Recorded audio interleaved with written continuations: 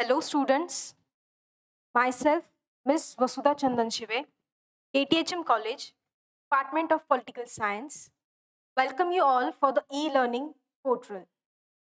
So students, in today's lecture, we are going to learn about the introduction to Constitution. In that, we are going to learn about the philosophy of Indian Constitution and we are going to learn in the two dimensions.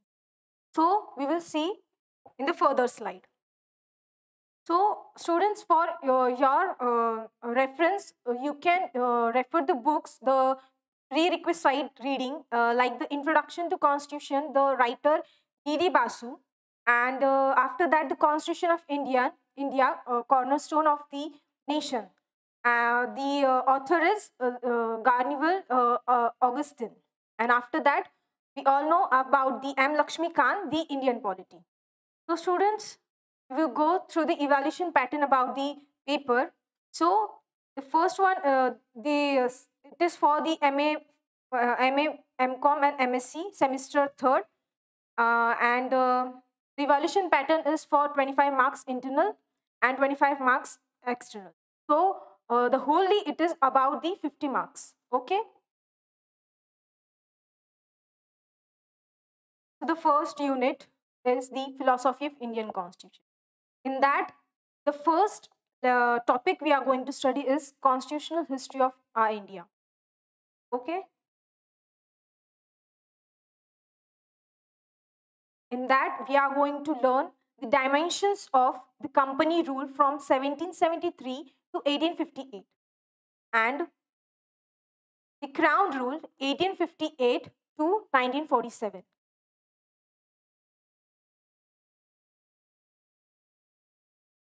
So the company rule. So students, the British came to our India since 1600 as a trader through the East India Company. Sorry, from the East India Company as a trader. But in the further sense, they got the authority, means that the Diwani, means they got the right to interruption between the Indian political and administrative manner. So in that manner, from the company rule, the British got the right to interfere in our administrative manner, in our political manner, and in economical manner. So this we will say this is the cornerstone of our Indian Constitution. How it made the our Constitution rigged and very bulkiest in a way. So we will go through the act from which we have adopted some of the points in our Constitution. So the company rule, the first one was the Regulating Act 1773. So this act was there. In that, it was the first step taken by the British government to control and regulate the affairs of the East India Company in India. In the same manner, the governor of Bengal, he was promoted to the Governor General of Bengal. Now, in that manner, when Madras and Bombay presidencies were there, they were delegated from their powers and they were reported to the Governor General of Bengal. So, after that, the second point is that the first time the Supreme Court was established, it was facilitated in 1774, and three judges and one Chief Justice was inculcated in that. Okay. The second point of the Regulating Act 1773 was it recognized for the first time the political and administrative functions of the company, and it laid the foundation of central administration in India. So this was about the Regulating Act 1773. After that, the act came. It was the Pitt's Act of 1784. Now, in this, the features were that it distinguished between the commercial and political functions of the company, and it allowed the court of directors to manage the commercial affairs, but created a new body called the Board of Control to manage the political affair. Means here the introduction to the double government system was introduced by the Pitt's Act of 1784, and the distinguish between the commercial and political functions were were there, and the court of directors was managing the commercial affairs, and the board of control were created, the new body for the political affair. And after that, the next feature of the Pitt's Act was it empowered the board of control to supervise and direct all operations of civil and military government or revenue of British possessions in India. So this was the feature of Pitt's Act 1784. After that, the Charter Act of 1833. So students, up till the Pitt's Act and Charter Act, the act were giving the name was Act, and after that it was giving the regulating act. This name was introduced. So the Charter Act 1833 was, it made Governor General of Bengal, means the Governor General of Bengal the first time was introduced in the regulating act was Lord Warren Hastings. So now the Governor General of Bengal was introduced as Governor General of all India, and the first was the Lord William Bentinck. He was the Governor General of India. After that, it deprived the Governor of Mumbai and Madras of the legislative powers, and the council was made, the executive council of made with the six councillors, and it was assisting the Lord William Bentinck, means the Governor General of India. After that, the Governor General of India was given the executive and legislative power also. It attempted to introduce a system of open competition for the civil servants, and it was given to Indian also, but it was sometimes tough for the Indians. So we will see in the next act how the civil servant competition was given to Indian as an open, right? So the next act was the Charter Act of 1853. It introduced and extended to the company rules and allowed to retain the possessions of Indian territory on trust of British Crown. So it introduced for the first time local representation in Indian Central Legislative Council. So the extent of the company's rule were allowed here, and the possession of Indian territories on the trust of British rule were extended. And it introduced for the first time the local representative in India, means at the central level, the Legislative Council. And it brought forward an open competition system, which we have seen in the last Charter Act. It was there, but it was tough for Indians. But in a Charter Act of 1857, it brought forward an open competition system for civil and recruitment, for the selection and the recruitment for the civil servant, and open to Indian as well. So the committee was Macaulay in a committee in 1854, which look after the selection and the recruitment of civil servants. So this was the main point about the Charter Act of 1853. So this was about the first dimension, which was the Crown Rule, which was the British, means East India Company rule. Now we are going to see about the Crown Rule, which is from 1858 to 1947 till the independence date. So students, here the first war of independence happened in 1857, means the revolt of 1857 we call as. Means the Indians were allowed. They were used to go on the border, and they used to fight for the East India Company. But the religion matters exist in that. So the revolt was happened in 1857, which was the for the example we know Mangal Pandey. So they used to manufacture the bombs like they have cover of pigs and buffalo's fat. So they used to achieve that and throw the bomb on that. But it was against the religion of Hindu and as well as Muslim. So the revolt took place in 1857. So after that, the Crown Rule came from 1857 to 1947. So the first act was that the Government of Act 1858. Now the British rule, East India Company rule end up till 1857 because the revolt was happened and Hindu Muslim religious perspective came in middle. So the East India Company rule was forbidden. So after that, the 1857 the British rule came. So it provided that India henceforth was to be governed by and in the name of Her Majesty. Means the Queen Elizabeth. On her name, the government was ruling in our India in 1858. After that, it changed the designation of Governor General of India to the Viceroy of India, and Lord Canning became the first Viceroy of our India. So it was the big change that it changed the designation of Governor General of India as the Viceroy of India, and Lord Canning became the first Viceroy of India. After that, the next feature is it ended the system of double government by abolishing board of control and court of directors. So the board of control and the court of director means we have seen in the second charter act that the two bodies were formed for the political and economical purpose, but it was totally abolished. The hierarchy system was totally abolished in the Government of India Act of 1858.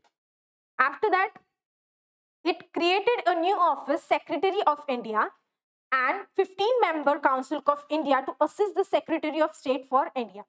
So it was created the State of India. The Board of Control and Code of Directors were totally abolished, which was in the East India Company's rule, but now Secretary of State was formed, and the 15 members Council of India to assist the Secretary of State for the India. After that, the three acts were there. Means it was dimensioned in the years. The Indian Council Act of 1861, 1892, 1909. So the Viceroy should nominate some Indian and non-official member of his expanded council. He was given the authority, the Viceroy of India, that he can nominate some of Indians and non-official member of the expanded council. And in 1862, Lord Canning Viceroy nominated three of this legislative council: the Raja of Banaras, the Maharaja of Patiala, and the Sir Dinkar Rao.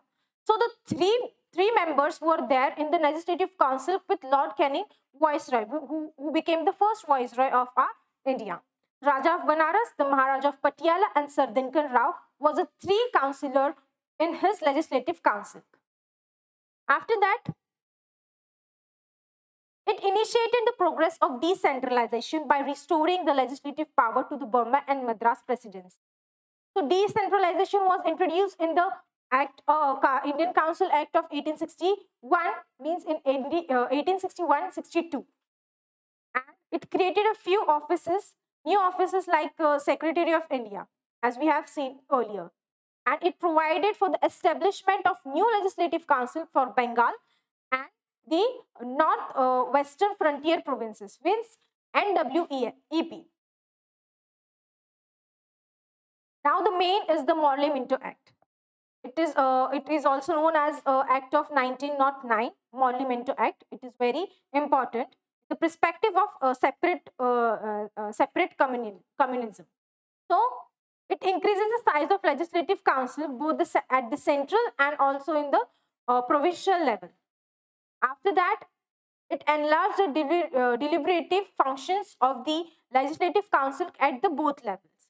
Means the hierarchy of government was abolished, but it was also it was now introduced in 1909 at the in the manner of Morley Minto Act. And after that, the next feature of Morley Minto Act was it provided for the first time for the association of Indians with the executive councils of the Viceroy of Governors, Satyendra Prasad Sinha. He became the first Indian to join the Viceroy's Executive Council. Now this Sir Dinkar Rao, after that Raja of Patiala, they were in the Legislative Council of the Viceroy. Now it provided the first time that Indians were allowed in the Executive Council, and the Satyendra Prasad Sinha was the first Indian person to join the Viceroy's Executive Council. So this is the main point about the Morley-Minto Act. And the next one is communal electorate.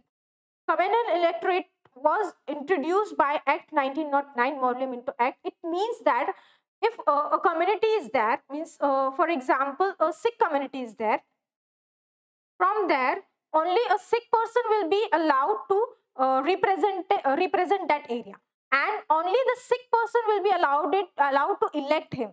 So it is known as a common electoral.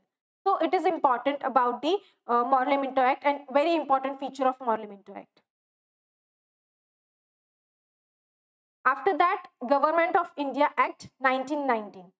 So it was known as a Montagu-Chelmsford reforms. So it divided the provisional subject into two parts: the transferred and reserved. Nowadays we have seen in our constitution we have the three lists. For example, the subject list, we have the union list, then concurrent list, and state list. So in that time, when the Government of India Act 1990 was introduced, it divided the provisional subject into two parts, that were the transferable and the reserved. Okay. And the dual scheme of governance was known as Deraki. Means the 1909 Morley-Minto Act, how it introduced the legislative and executive. The Deraki was wholly accepted by the Government of Act of 1999, which was Montagu-Chelmsford reforms. After that, it introduced for the first time bicameral. Bicameral means two houses and direct election in the country. Means bicameral, bi means two and cameral means house. Okay. And the direct elections were there in our country, in our India, from first time by the Government of Act of 1919. So after that, the act was Government of India Act of 1935.